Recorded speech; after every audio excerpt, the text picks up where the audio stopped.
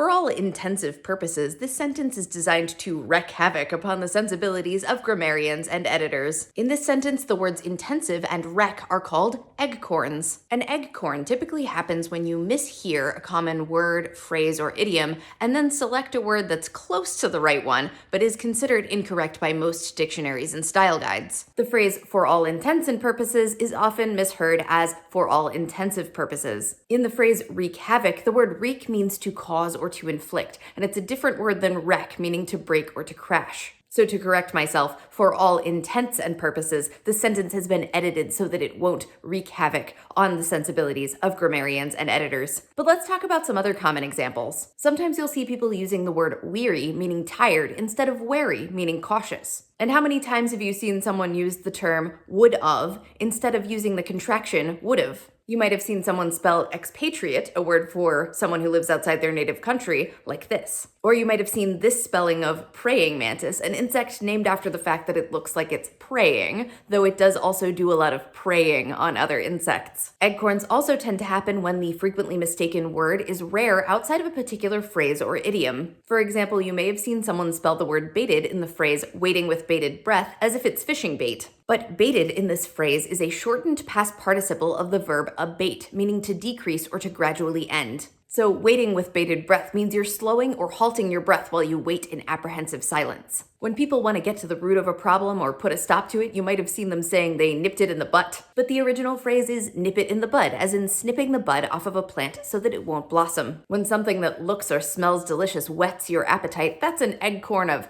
whet your appetite, meaning to sharpen, just like a whetstone sharpens a blade. The unifying factor with eggcorns is that although they are considered errors, they are common mistakes that many people make, and they have a degree of logic to them. If an eggcorn is used frequently enough, it can become an accepted alternative. Most dictionaries now consider the phrase chomping at the bit to be a fully accepted variation of the older phrase champing at the bit. That's also true of the phrase bold-faced lie, a variation on the older phrase bald-faced lie. Linguistics professor Jeffrey Pullum named these errors eggcorns after he observed someone use the word eggcorn in place of the word acorn. Because an acorn is an egg-shaped corn in the sense of a seed or a nut, and some accents pronounce egg like egg, it's a pretty understandable mistake, much like other types of eggcorns. Now, if you use a completely different word that makes your sentence sound silly as a result, that's when it becomes a malapropism, and I'll talk about those in my next video.